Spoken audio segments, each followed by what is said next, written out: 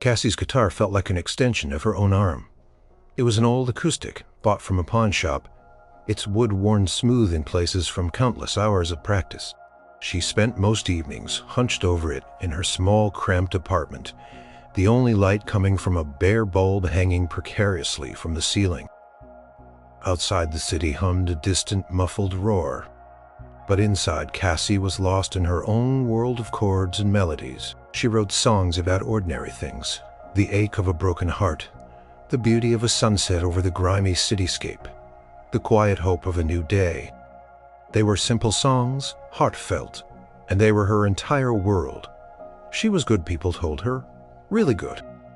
She played at local coffee shops, dim, smoky places where the clatter of cups often drowned out her voice. Sometimes a handful of people would actually listen, their faces rapt, and in those moments Cassie felt a spark of something truly special. She dreamed of more, of course. A big stage, a packed house, a roar of applause that wasn't just a sympathetic patter, but dreams were fragile things, easily crushed by the harsh reality of bills and unpaid rent. One Tuesday afternoon, the phone rang. It was an old rotary phone, black and heavy, sitting on a worn wooden table next to a stack of sheet music. Cassie almost didn't answer it. She was in the middle of perfecting a new bridge for a song about rain, but something urged her to pick up the receiver. "Hello," she mumbled, her fingers still itching for the fretboard. A voice, crisp and professional, came through the line. "Is this Cassie May Miller?" Cassie straightened up, the flicker of apprehension mixed with curiosity. "Yes, this is Cassie. My name is Robert Maxwell. I'm with Parker Entertainment." Cassie's heart did a funny little flip-flop. Parker Entertainment. Colonel Parker, the legendary manager of her mind, raced, but she couldn't quite connect the dots. "Oh," she managed, suddenly feeling very small. "We've been following your work for a while, Cassie," Mr. Maxwell continued, his voice calm, almost too calm. "Someone on our scouting team caught your set at the Blue Note last month, said you have a real raw talent." Cassie's cheeks flushed. Someone from Parker Entertainment had been at the Blue Note. She usually just played for the barista and 3 lonely poets. "Thank you, sir," she whispered, clutching the phone tighter. "We're putting together a series of shows at the Vegas International Hotel, and we're looking for a fresh new opening act, someone who can warm up the crowd. Set the mood." Cassie held her breath. "Vegas opening act. We heard your demo tape. Colonel Parker himself was impressed." Colonel Parker. The name clicked into place, sending a shockwave through Cassie. Colonel Tom Parker in the Vegas International Hotel?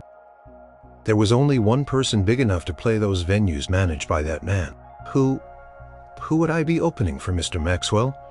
she asked, her voice barely audible. Her stomach was doing backflips. There was a slight pause on the other end, as if Mr. Maxwell was enjoying the suspense. Then he said it, the name that stopped her heart, then made it pound like a drum solo. "Elvis Presley, Cassie. You'd be opening for Elvis Presley." The world spun. Elvis Presley, the king. The man whose voice was on every radio, whose face was on every magazine cover, whose hips swayed in a way that made mothers gasp and teenagers scream. That Elvis Presley. Cassie dropped the phone. It clattered against a wooden table. The voice on the other end, now a faint tinny buzz. She stared at it, her mind reeling. This wasn't just a dream. It was a fantasy, a wild, impossible flight of fancy. She picked it up again, breathless. "Mr. Maxwell, are you serious?" He chuckled, a dry, amused sound. "Never been more serious in my life, Miss Miller. We want you to fly out to Vegas next week. You'd do a 30-minute set before Elvis goes on. Think you're up to it?" "Up to it." Play before thousands of screaming fans all waiting for Elvis. Her who got nervous playing for 10 people in a smoky room? "Yes," she blurted out before her brain could catch up with her mouth. "Yes, of course, absolutely." "Excellent," he said, sounding pleased. "My assistant will be in touch with the travel details and contract. Welcome to the big leagues, Cassie." He hung up, leaving Cassie standing in her tiny apartment. the phone still clutched in her hand, buzzing faintly with the ghost of his voice. She was going to Vegas. She was going to open for Elvis Presley. Initial euphoria hit her like a tidal wave. She started pacing, a wide, delirious grin stretching her face. She hugged her guitar, danced a clumsy jig around the cramped space. This was it, her big break, the dream finally within reach. But as the initial rush began to fade, a cold dread started to creep in. The grin slowly slipped from her face. She stopped pacing and sank onto her worn armchair, the one with the springs poking through the fabric. Elvis Presley. Thousands of people. The Vegas International Hotel. Her hands, which usually flew effortlessly over the fretboard, began to tremble. Her throat, so often filled with song, felt suddenly tight and dry. What if she forgot the lyrics? What if her voice cracked? What if the audience hated her? What if they just wanted Elvis and saw her as an annoying obstacle? She imagined the blinding stage lights, the sea of faces, the crushing weight of expectation. Her simple, heartfelt songs. Would they even register in such a grand setting? She wasn't the showstopper. She didn't have a flashy costume or a team of dancers. She just had her guitar and her voice. Doubt a poisonous tendril began to snake its way around her heart. She wasn't good enough. She wasn't flashy enough. She wasn't a superstar. She was just Cassie. From a small town with a pawn shop, guitar, and a pocket full of dreams. What had Parker Entertainment been thinking? This had to be a mistake. Panic began to bubble. She stood up, walked to her tiny window, and stared out at the indifferent city lights. She saw herself on that stage, frozen, unable to sing a single note, her dreams crumbling to dust before a roaring crowd. The thought was paralyzing. She was supposed to be excited, thrilled beyond words, but all she felt was a terrifying, suffocating fear. The weight of this incredible opportunity, which just moments ago had felt like a golden ticket, now felt like an anvil chained to her ankle, threatening to drag her down into the abyss of failure. How could she possibly open for the king? How could she, a humble coffee shop singer, stand on the same stage as Elvis Presley? The thought alone made her stomach shake. The jitters had begun, and Cassie knew with a certainty that chilled her to the bone that they were only going to get worse. She had a week until Vegas. A week to conquer a fear that felt as vast and unconquerable as the desert itself. The flight to Las Vegas felt surreal. Cassie had never been on an airplane before, and the whole experience was a blur of cramped seats, roaring engines, and fluffy white clouds outside the window.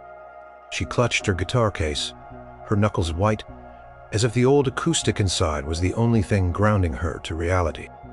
She imagined it as her shield, her only weapon against the terror that awaited her. When the plane landed, the heat hit her.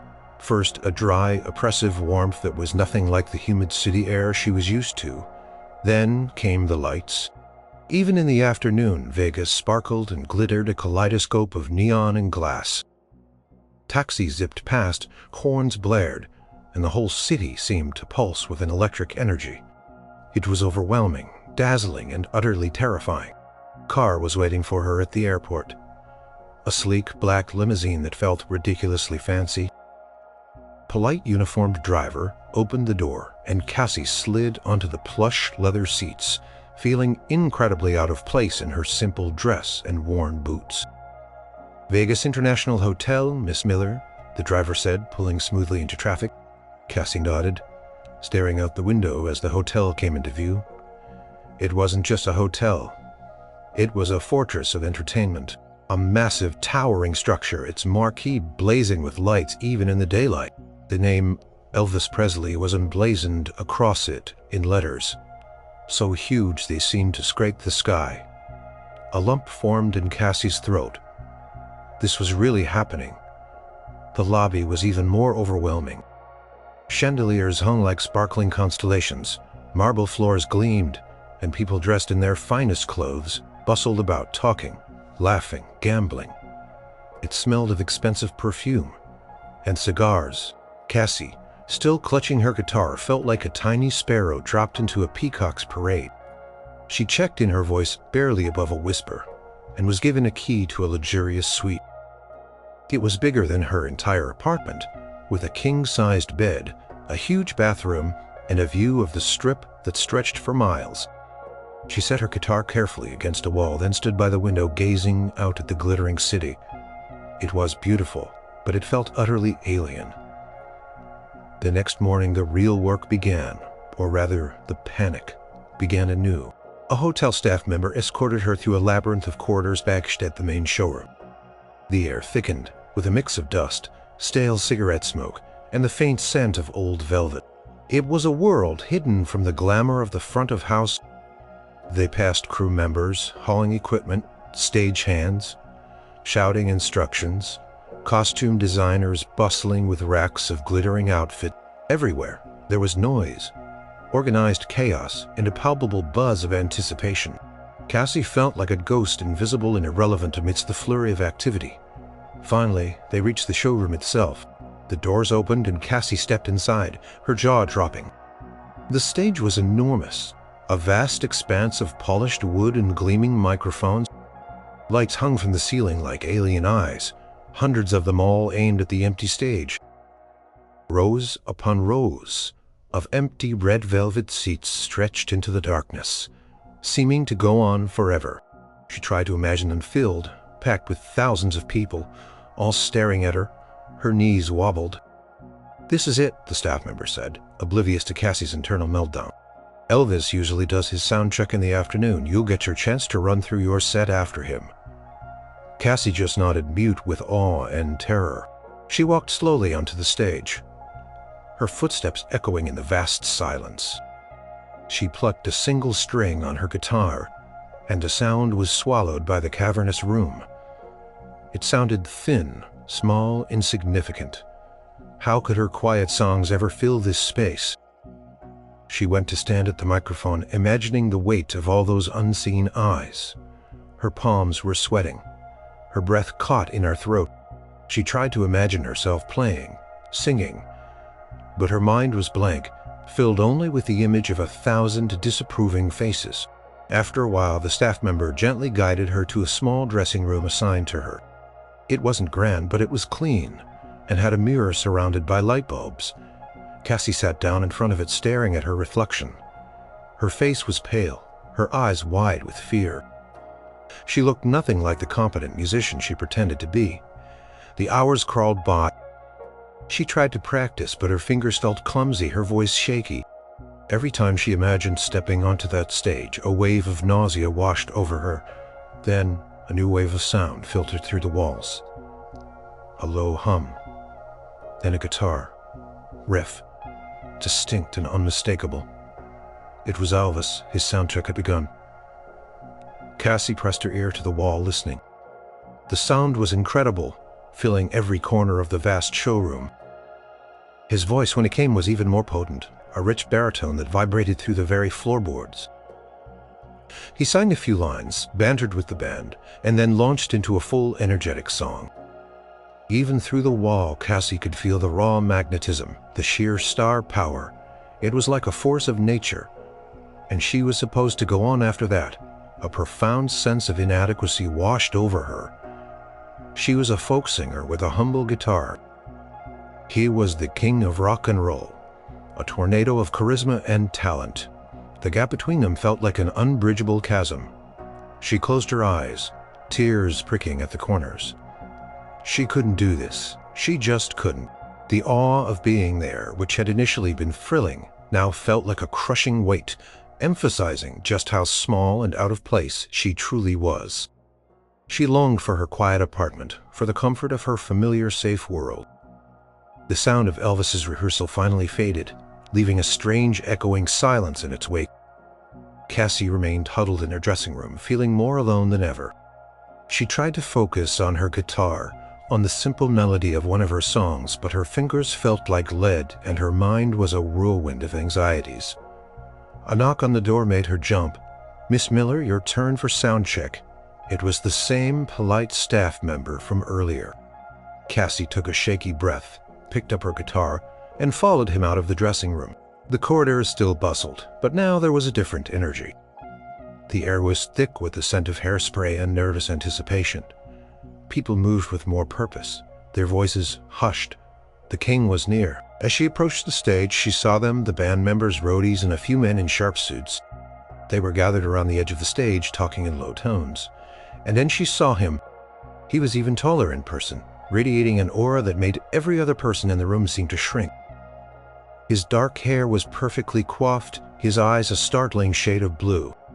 He wasn't in a performance outfit, just simple dark trousers and a crisp white shirt, but he wore it like a king's robes. He was laughing, a deep, resonant sound with one of his band members, his head tilted back. Even from a distance, his charisma was undeniable, a physical presence that filled the vast room. Cassie froze. Her heart hammered against her ribs. This was it. The moment she was actually in the same room as Elvis Presley, she suddenly felt an overwhelming urge to turn and run, to simply disappear back into the anonymity of her small life. The staff member, sensing her hesitation, gently nudged her forward. "Go on, Miss Miller. Just head onto the stage. The sound crew is ready." Cassie took a hesitant step, then another. Her eyes, wide and fixed, were on Elvis, turned slightly as if sensing her presence, and his gaze swept over her. For a split second, their eyes met. His were kind, intelligent, and surprisingly gentle. He offered a small, polite nod, a faint smile playing on his lips. It was a simple gesture, but it sent a jolt through Cassie. She felt a blush creep up her neck. She managed a weak nod in return, then quickly averted her eyes, feeling suddenly clumsy and awkward. She walked onto the stage, trying to look purposeful, but her legs felt like jelly. She moved towards the microphone, acutely aware of the legend standing just a few feet away, watching. The band members had stopped talking. The roadies had paused their work. Everyone was silently observing her. She fumbled with her guitar strap, trying to adjust it. Her fingers stiff. She wanted to disappear into the floorboards. She felt every imperfection, every insecurity magnified under the weight of so many eyes, especially his eyes. "Just, check the mic," she mumbled to the sound engineer, her voice a reedy whisper. The engineer adjusted a dial. "Try that, Miss Miller." Cassie leaned into the microphone, but her mind was completely blank. She couldn't remember the first line of any song. Her throat was tight, her mouth dry. She strummed a single shaky chord. It sounded awful flat and lifeless. She tried again, and her hand trembled so much that the pick slipped from her fingers and clattered to the floor. She bent down quickly to retrieve it, mortified, her cheeks burning. As she straightened up, a voice, deep and smooth, cut through the silence. "Having a little trouble there, honey," Cassie's head snapped up. "Elvis?" He was walking slowly towards the stage, his hands tucked into his pockets, a curious, gentle smile on his face. Her heart leaped into her throat. He approached the edge of the stage, looking up at her with those piercing blue eyes. "Don't you worry none," he said, his voice soft, almost a drawl. "That old stage can be a bit intimidating the first time you step on it. Swallows up your voice if you ain't careful." Cassie could only stare, mesmerized. He was talking to her, Elvis. Presley was talking to her. He gestured towards her. "That's a fine-looking instrument you got there. Old but good. Got a story, I bet." Cassie finally found her voice, though it was still shaky. Yes, sir. It belonged to my grandpappy." Elvis nodded, his smile widening slightly. "Good. There's heart in those old guitars. You play your own songs." "Yes, sir," Cassie managed, clutching the guitar tightly. "Well, don't you be calling me. Sir makes me feel old." He chuckled. "The name's Elvis. Good to meet you, Cassie." He extended a hand towards her, a gesture of genuine warmth. Cassie hesitated for only a second, then reached down and shook his hand. His grip was firm, warm, and surprisingly gentle. Electricity seemed to pass between them. "Good to meet you too, Elvis," she stammered, feeling like an idiot. Kept her hand for a moment, longer than strictly necessary, his thumb brushing lightly over her knuckles. His eyes held hers, a knowing look in them as if he could see right through her fear. "You look a little bit like a deer caught in headlights, Cassie," he said, his voice kind, not mocking.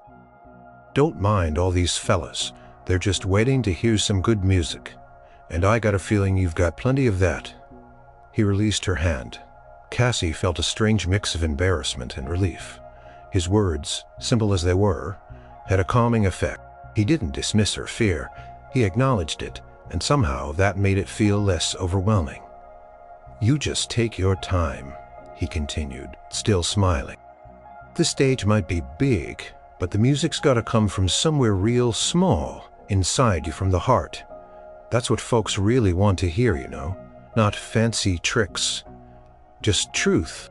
He winked, then turned and walked back towards his band members, leaving Cassie standing there on the massive stage, her hand still tingling from his touch.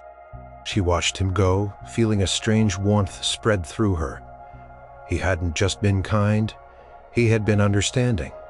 He had seen her fear and hadn't judged her for it. Instead, he had offered a small, surprising piece of advice, a little nugget of wisdom that had somehow cut through her panic. Maybe, just maybe, she could do this.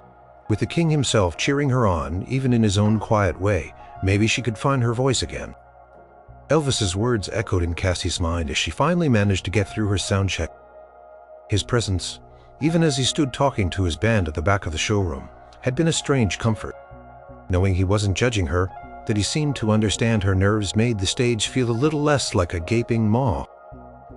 She played a few of her songs, her voice still a little shaky, but gaining strength with each chord. The sound engineers made their adjustments, and soon enough she was done. A polite staff member led her back to her dressing room, promising to fetch her when it was time for the show. Cassie sat on a small stool trying to breathe deeply. The fear was still there, a cold knot in her stomach, but now it was mixed with a simmering excitement. She had actually spoken to Elvis Presley. He had been kind, he had given her advice. It was off-knock came at her door. Cassie jumped, her heart leaping. "Come in."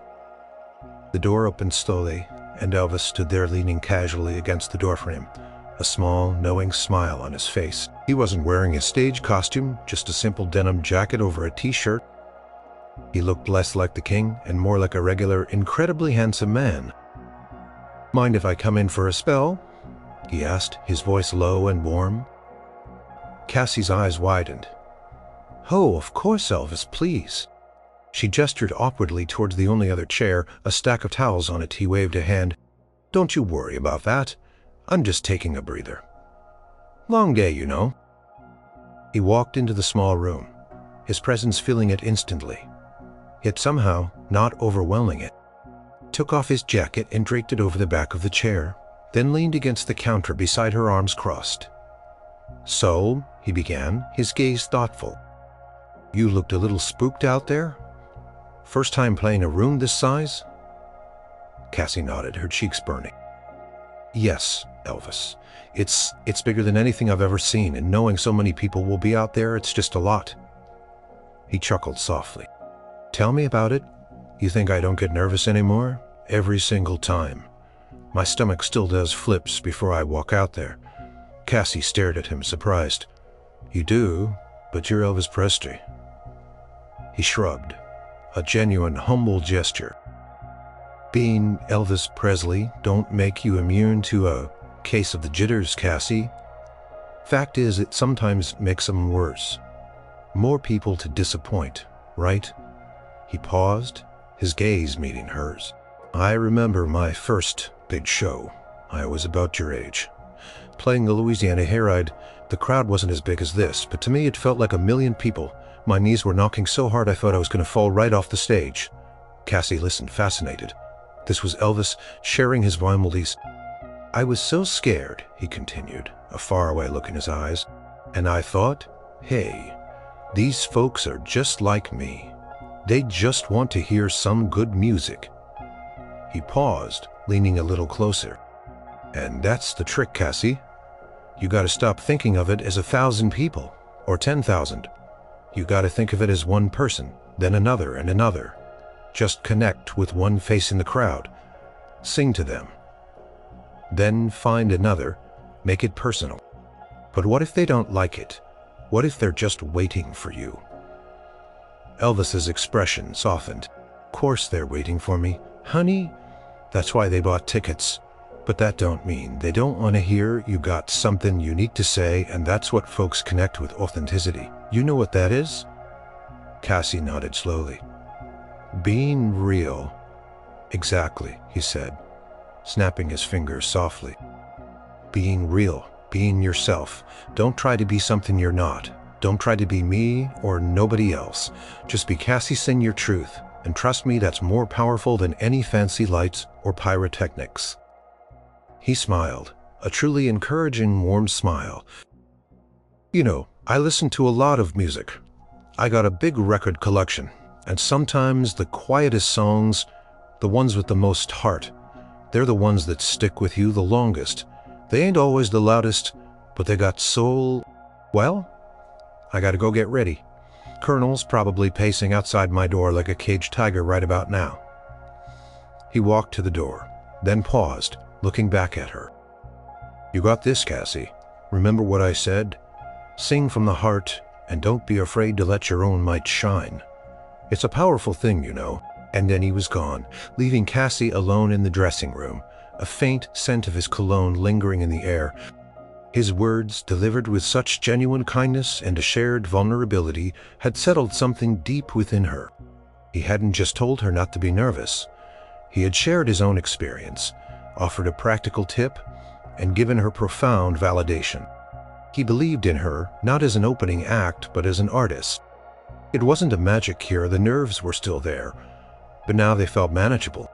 A tiny spark of courage had been ignited, fueled by the king's own pure gold words. Clock seemed to mock Cassie from the wall of her dressing room. Showtime was slowly, inexorably approaching. Elvis's words, from their quiet chat, had indeed helped, but the sheer enormity of the task still loomed. She tried to strum her guitar, to warm up her voice, but every note felt forced, every chord seemed to stick. She paced the small room, rubbing her clammy hands on her simple stage-appropriate dress. It was a modest blue, meant to be understated. Not flashy, perfect for a quiet folk singer. But would it be enough for the stage? A thought struck her. Elvis had talked about singing from the heart, about connecting. But how did you do that when your entire being was screaming in terror? She needed to find that truth he spoke of, that authenticity. She needed to feel the music again, not just play it. She sat down, closed her eyes, and tried to remember why she started playing music in the first place. Not for fame, not for crowds, but for the sheer joy of creation, the release of emotion, the comfort of a melody. She focused on the feeling of the guitar pick against the strings, the vibration of the wood against her chest. Slowly, tentatively, she began to play a song she'd written years ago. A gentle lullaby about finding peace. Her voice, at first a whisper, gradually gained strength. She wasn't playing for an audience. She was playing for herself, rediscovering the pure, simple love of it. Just then, a light tap came at the door. Cassie, ready for a final run-through on stage? It was the staff member. Cassie took a deep breath, the remnants of her fears still swirling, but now mixed with a fragile sense of calm. Ready as I'll ever be, she murmured, picking up her guitar. As she walked onto the stage, it was still mostly empty, but a few technical crew members were milling about. She went to the microphone, her heart still thumping, and adjusted the stand. The sound engineers gave her a nod. Okay, Cassie, just run through your first song. We'll check the levels one last time. Cassie began to play. It was her most upbeat song, a foot tapper with a catchy chorus. She tried to put some energy into it to project her voice, but she could feel her shoulders tensing, her smile feeling forced. She was performing, yes, but she wasn't feeling it. She was still thinking about the thousands of empty seats, about Elvis waiting in the wings, about not messing up. Halfway through the song, a familiar figure appeared at the side of the stage. Elvis.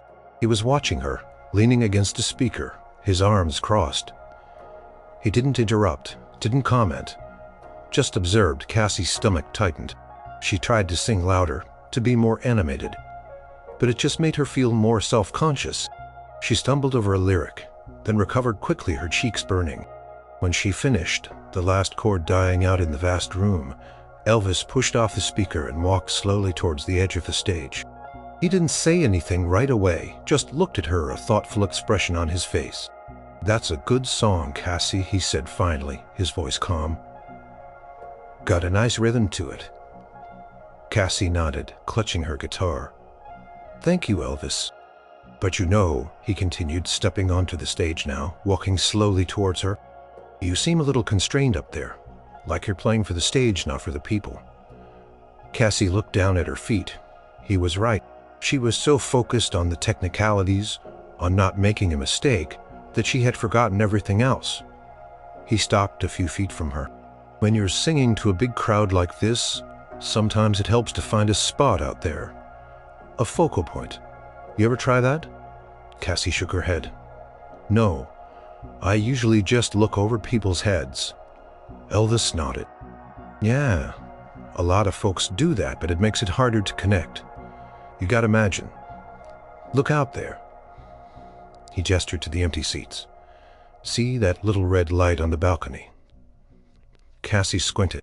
There was a tiny red indicator, light barely visible in the dimness of the back of the room. "All right. Now imagine that red light is just one person and you're singing that song just for them. For that one person who came all this way to hear you. And then once you've sung to them, let your eye drift to another spot. Find another person out there, make eye contact with the dark. If you have to, but make it personal. One-on-one." Picked up a loose guitar pick from the stage and twirled it between his fingers. "It's like you're having a conversation, not giving a lecture.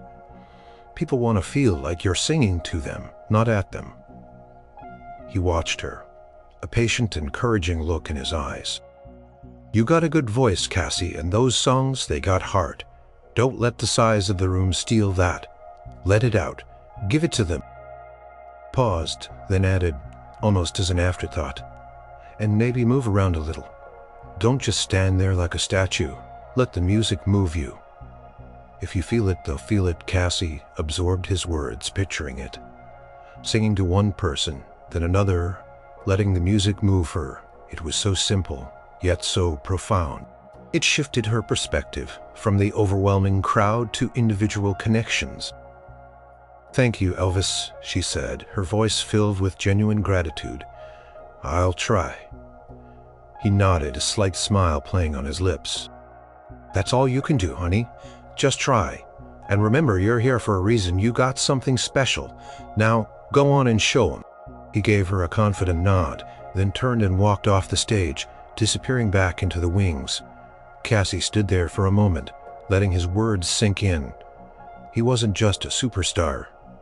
He was a mentor, a guide. He wasn't just observing.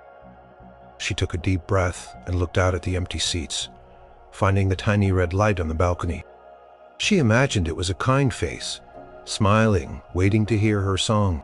And for the first time, the stage didn't feel quite so vast or quite so terrifying. It felt like a space where she could truly connect one person at a time. The real rehearsal hadn't been about perfecting the notes. It had been about perfecting the connection, guided by the king himself. The hours leading up to the show stretched out, each mind feeling like an eternity. Cassie tried to apply Elvis's advice from the rehearsal. She moved around her dressing room, singing her songs, imagining faces in the walls, trying to let the music flow through her body. But as the time drew closer, the internal battle intensified. The sheer reality of it all began to crush her again. The sounds from outside her dressing room grew louder, a low rumble that steadily built into a roar. She could hear the murmuring of thousands of voices, the occasional burst of laughter, the excited chatter of an audience ready for a spectacle. They weren't just any audience. They were an Elvis audience. They were passionate, demanding, and they had come to see the king. Cassie looked at her reflection in the mirror. Her face was pale, her eyes haunted. Her hands were cold despite the warmth of the room. She tried to take a calming breath, but it hitched in her throat. The little spark of courage Elvis had ignited earlier felt like a flickering match in a hurricane. What if she forgot the lyrics? What if her voice cracked under the pressure? What if she tripped walking out onto the stage? Her mind conjured up every possible disaster scenario, each one more humiliating than the last. She saw herself standing frozen under the spotlight, a guitar in her trembling hands, utterly unable to perform. The thought made her stomach churn and knock on the door, more insistent this time. Cassie, 5 minutes. Her heart leaped into her throat, thumping so hard she felt dizzy. This was it, the moment of truth. She stood up, her legs feeling like wet noodles. She clutched her guitar, the worn wood a cold comfort against her clammy palms. She walked out of the dressing room, the sounds of the crowd growing louder with every step. The air backstage was thick with anticipation. Roadies whispered. Band members adjusted their instruments, their faces taut with focus. Everyone was ready except her. She reached the curtain just off stage right. Through a small gap, she could see a sliver of the audience, a vast dark sea of faces stretching back as far as the eye could see. The sheer number of people was staggering, overwhelming. The roar they produced, a low, powerful hum, vibrated through the floorboards, to her very bones. Her manager, a gruff but kind man named Frank, put a reassuring hand on her shoulder. Got this, kiddo. Just remember your training, and remember what Elvis told you. Cassie nodded, but her eyes were fixed on the vast expanse of the crowd. It wasn't a sea of friendly faces. It was a hungry, faceless entity, waiting to be entertained. And she was just a small, insignificant ripple in its path. She thought of Elvis, so confident and matic. How could she ever measure up? They wanted spectacle. They wanted flash. They wanted the king. They didn't want quiet, heartfelt songs. They wanted to scream. Doubt, heavier and more insidious than ever, settled over her. She wanted to turn and run, to disappear. She was going to throw up. She was going to faint. This was a terrible mistake. Why had she ever agreed to this? She closed her eyes, trying to block out the roar of the crowd, but it was relentless. It seeped into her bones, echoing her own panic. She felt completely alone, abandoned to face this monstrous, faceless entity. Suddenly a hand touched her shoulder, a gentle, firm touch. Cassie opened her eyes and turned. It was Elvis. He stood there already in his glittering stage costume, looking magnificent, radiating pure star power, but his eyes, when they met hers, were soft, concerned. He was looking at her, not through her, not past her. He saw her fear. "Hey there, Cassie," he said, his voice quiet, cutting through the roar of the crowd like a soothing balm. "You doing okay?" Cassie could only shake her head, tears pricking at her eyes. She felt utterly exposed, her vulnerability laid bare before him. He looked at her, his brows furrowed in concern. He could probably feel the tremor in her body. He could see the terror in her eyes. He didn't offer platitudes. He simply looked at her with profound understanding. He put both hands on her shoulders, his grip firm, grounding. His eyes, incredibly blue, held hers. He didn't say anything right away, just gave her a moment, letting the wave of her panic wash over her, acknowledging it without judgment. And then he took a deep breath and began to speak, his voice low, earnest, and filled with a warmth that seemed to push back against the cold, suffocating grip of her fear. His words, she knew, were coming, and somehow, even in her terror, she knew they would be pure gold. Elvis's hands on her shoulders were a lifeline. His gaze, steady and understanding, seemed to cut through the swirling fog of Cassie's panic.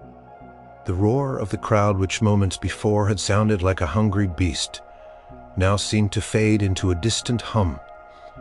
All she could focus on was his voice, low and earnest. "Cassie," he began, his voice barely above a whisper, yet incredibly clear. "Look at me, honey." She did, her eyes wide and watery. "You're scared. I can see it. And that's okay, so they don't get nervous before a show this big. They're lying, or they ain't human. It means you care. It means you respect that stage and you respect those folks out there." He paused, letting his words sink in. But you know what else it means. It means you gotta lean into it. Use that fear. Let it sharpen you, not shut you down. Cassie just blinked, listening intently. You got a gift. Cassie, I heard you yesterday. You got a voice that's true, and songs that speak from the heart. That ain't just my opinion, Colonel Parker himself. Don't pick just anyone. You think he got it wrong. He waited for her to answer when she just stared. Mute. No, he didn't. He saw the same thing I did. You're real. You're authentic. And that, honey, is worth more than all the flashy lights and fancy costumes. He leaned a little closer, his voice dropping even lower as if sharing a secret. And your music, Cassie, your honest, heartfelt music, it can do that for them. He straightened up, still holding her gaze. About that feeling you get when you hit that note just right, when the rhythm takes over your body, when you connect with someone in the audience and they nod or tap their foot or even just smile. He gestured towards the stage. That stage ain't your enemy, Cassie. It's your friend. It's a platform. It's a way for you to share your heart with people who are ready to listen. And those folks out there, he nodded towards the curtain. They're not waiting to judge you. They're waiting to be entertained, to be touched, to connect. And if you give them your genuine self, your honest-to-goodness heart, they'll give you theirs right back. He released her shoulders, but his hands moved to cup her face gently, his thumbs brushing away a stray tear. She hadn't even realized had fallen. His eyes were warm, filled with a deep well of empathy. Don't you ever forget why you pick up that guitar? Cassie, it ain't for the fame or the money or the screaming fans. It's for the music itself, for the sheer joy of making sound, of telling stories, of touching souls. Hold on to that. Let that be bigger than your fear. He took a step back, a confident, encouraging smile spreading across his face. And trust me, they'll love it because genuine always wins. He clapped her gently on the arm. You're going to be great, honey. I know it. Now go on out there and show 'em what Cassie Miller can do. Make some beautiful music. He gave her a final, reassuring nod, then turned and walked away, disappearing back into the deeper shadows of the backstage area. Cassie stood there trembling, but the tremor was different now. It wasn't just fear. It was an electric current, a surge of adrenaline mixed with an impossible, overwhelming sense of gratitude. His words, pure gold. They weren't just encouragement, they were a profound lesson, a shift in perspective. He had stripped away the glamour and the intimidation, revealing the core truth of what it meant to be an artist, to connect, to give of yourself. He had seen past her fear to her potential, and he had given her the permission, the strength to embrace it. She took a deep, shuddering breath, filling her lungs with air with resolve. She tightened her grip on her guitar. The roar of the crowd was still there, but now it sounded less like a monster and more like a wave waiting to carry her forward. She wasn't going to run. She was going to sing. And she was going to give them her honest, genuine self, just as Elvis had told her. Ladies and gentlemen, please give a warm Vegas welcome to your opening act, the incredibly talented Cassie Miller. The announcer's voice boomed through the showroom, deep and resonant. Cassie's heart bleat. This was it. There was no turning back. She took one last shaky breath, her mind replaying Elvis's words. Sing to them like they're the only person in the room. Give them your gift, and trust me, they'll love it because genuine always wins. She pushed through the curtain, stepping into the blinding glare of the stage lights for a split second. All she could see was white. Then, as her eyes adjusted, the vastness of the crowd hit her like a physical blow. Thousands of faces, a sea of expectant eyes stretching back into the darkness. A ripple of polite applause, mixed with a few cheers, washed over her. Her initial instinct was to freeze, to shrink, to disappear. Her hand, poised over her guitar, trembled violently. She remembered the red light on the balcony that Elvis had pointed out. She scanned the crowd, trying to find it, but the lights were too bright, the faces too numerous. Panic threatened to overwhelm her. Again. She picked out a woman with a kind smile sitting next to a man who was already tapping his foot. Cassie looked directly at the woman, imagining she was singing just for her, and then she started to play. The first chord of her opening song, a gentle melodic tune, seemed to float out into the vast room, surprisingly clear. Her voice at first was a little shaky, a little quiet. But as she focused on the kind woman in the front row, she felt a tiny spark. She imagined sharing her song, her story, with this one individual. She sang the first verse, her eyes locked on the woman, trying to project warmth and honesty. The woman's smile widened slightly. It was a tiny signal, but it was enough. As the chorus began, Cassie's gaze drifted just as Elvis had suggested. She found a young couple holding hands, swaying gently to the rhythm. She sang to them too, allowing herself to feel the emotion of the lyrics, to let the music flow through her. She felt her shoulders relax slightly, her fingers moving more fluidly over the fretboard. The fear wasn't gone, not entirely, but it was no longer paralyzing. It was a background hum, a nervous energy that she was slowly, tentatively beginning to channel. She closed her eyes for a moment, letting the melody wash over her, truly feeling the music as Elvis had urged. She remembered playing in her cramped apartment. For the sheer joy of it, this was still that joy, just on a much, much bigger scale. She opened her eyes and let her gaze sweep across the vast audience, no longer seeing a faceless entity, but a collection of individuals. A man with a thoughtful expression in the 5th row, a group of friends laughing softly. In the 10th, she sang to them, to all of them, one by one, letting her voice swell, allowing herself to move slightly to the rhythm, to feel the music in her body. By her 3rd psalm, something shifted. Politeness of the initial applause had transformed into genuine engagement.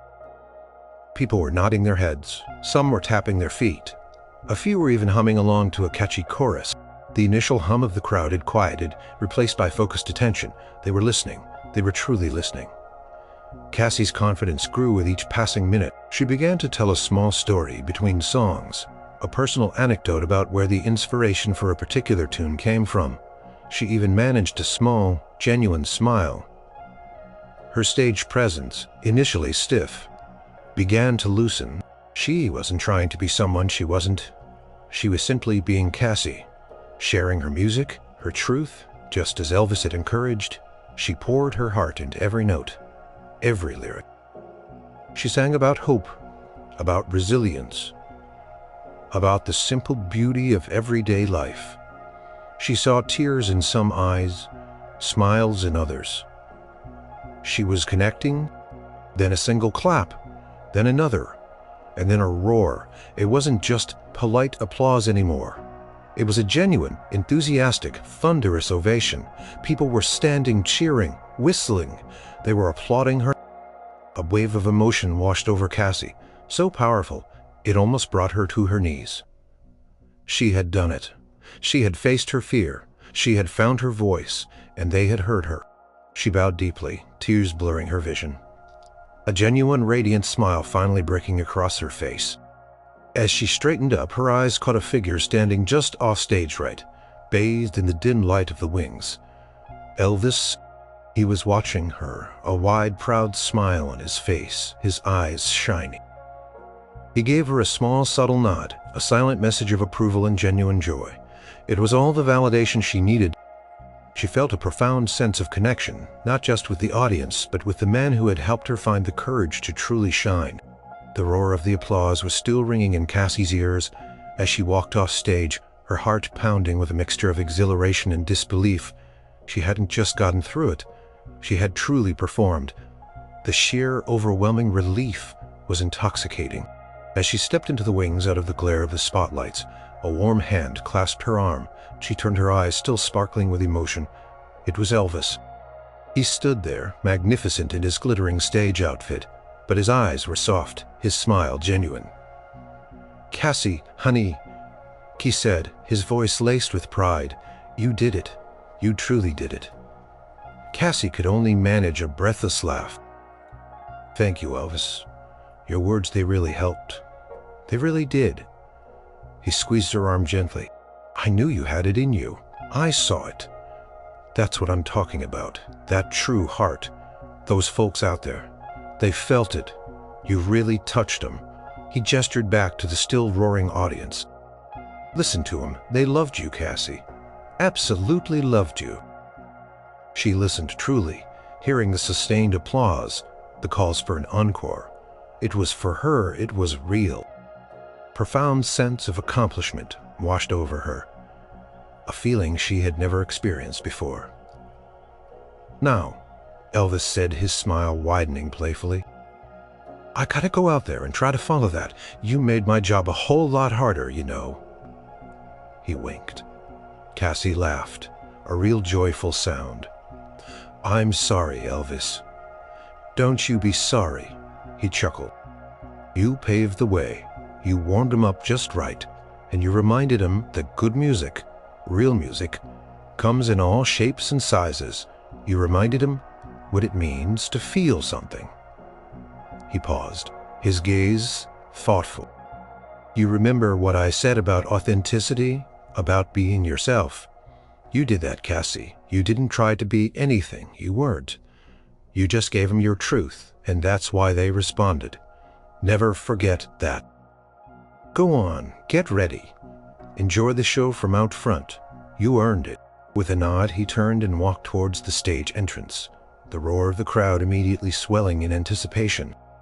Cassie watched him go, a profound sense of gratitude swelling in her chest.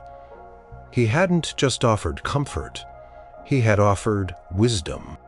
He had seen her fear, acknowledged it, and then with simple, profound words guided her through it.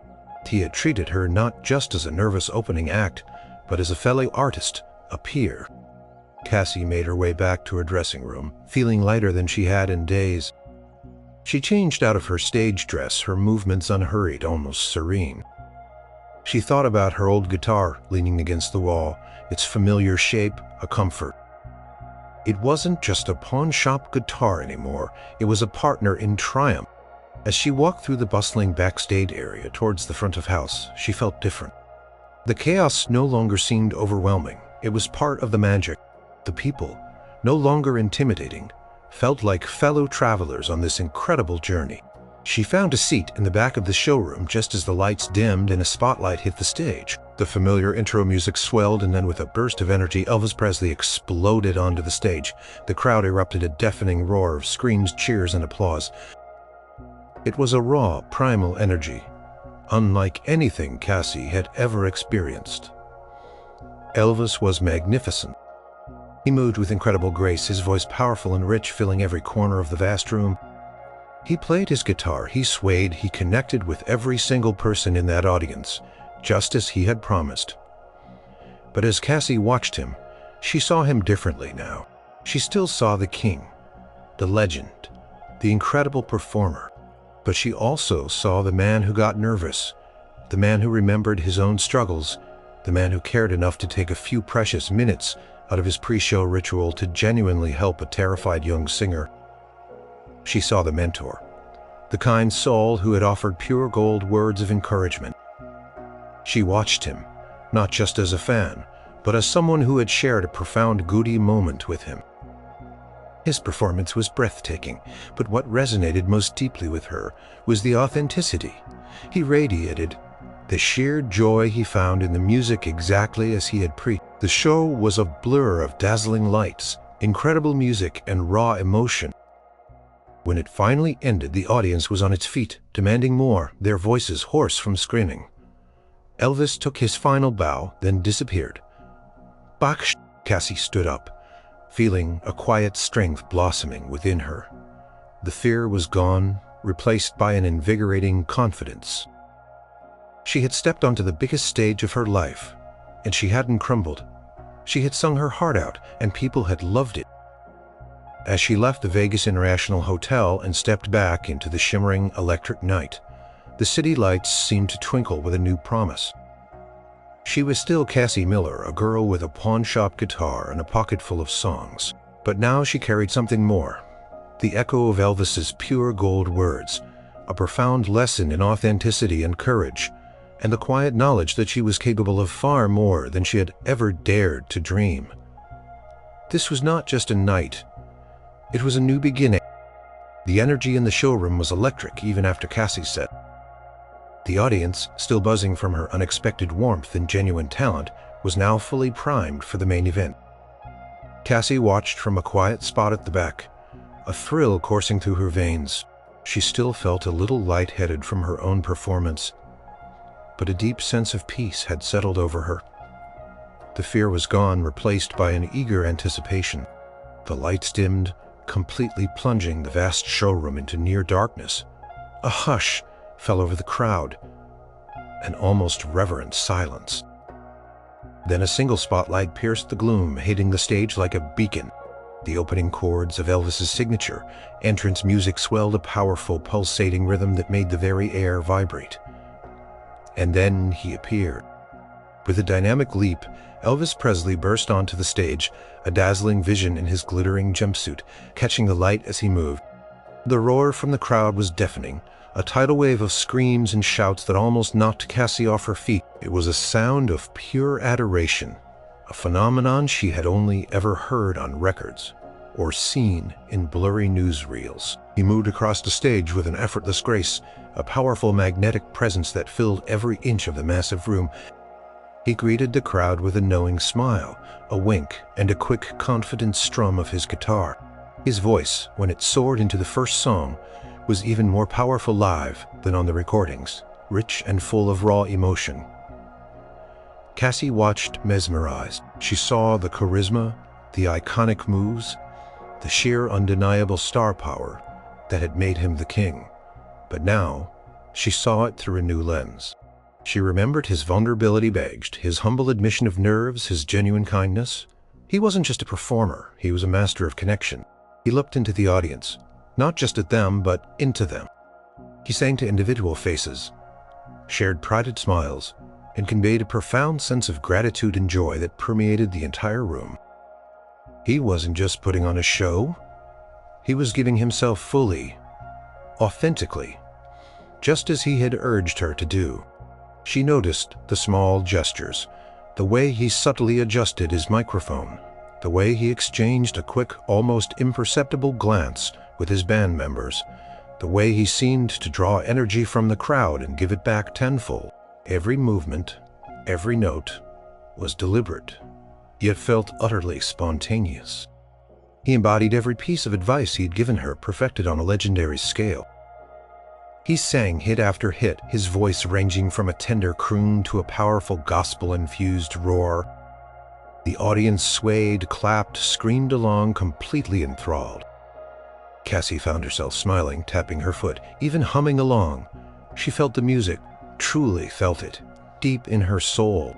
Midway through his set, Elvis paused, catching his breath bathed in the red glow of the stage lights. He looked out at the audience, a genuine, heartfelt expression on his face. Thank you very much," he drawled, his voice a little hoarse from the effort. "You folks are the best in the world. And tonight, we had a real special treat for you. A young lady with a voice like an angel and a heart full of pure music." He looked towards the back of the room, as if trying to find her in the darkness. Cassie felt a blush creep up her neck. "Cassie Miller, everyone," he announced, his voice ringing with genuine admiration. "She opened for me tonight, and I tell you what, she warmed this place up real nice. You folks better remember that name.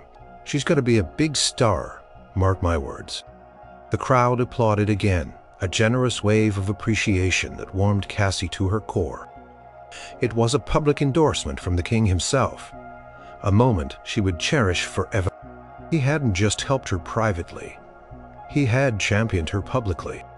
When the show finally ended, the standing ovation was thunderous, seeming to shake the very foundations of the hotel.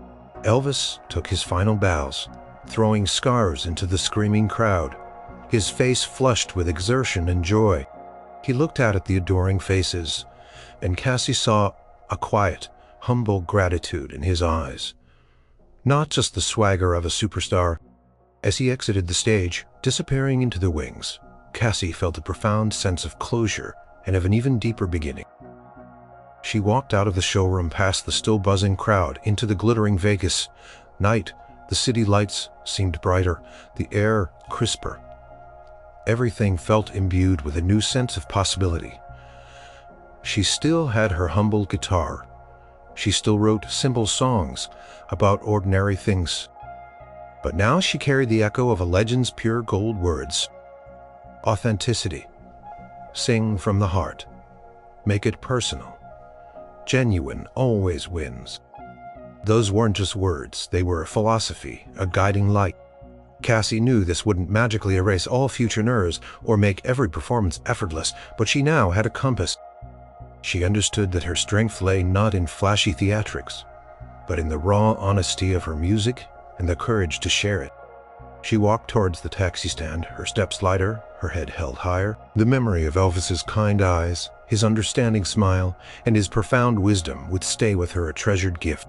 She had come to Vegas a terrified girl, overwhelmed by a dream that felt too big. She left a confident artist, ready to embrace her journey, armed with the king's pure gold words, ready to make her own kind of music, her own kind of magic. This was just the beginning of her song, and she knew with every fiber of her being that it was going to be beautiful.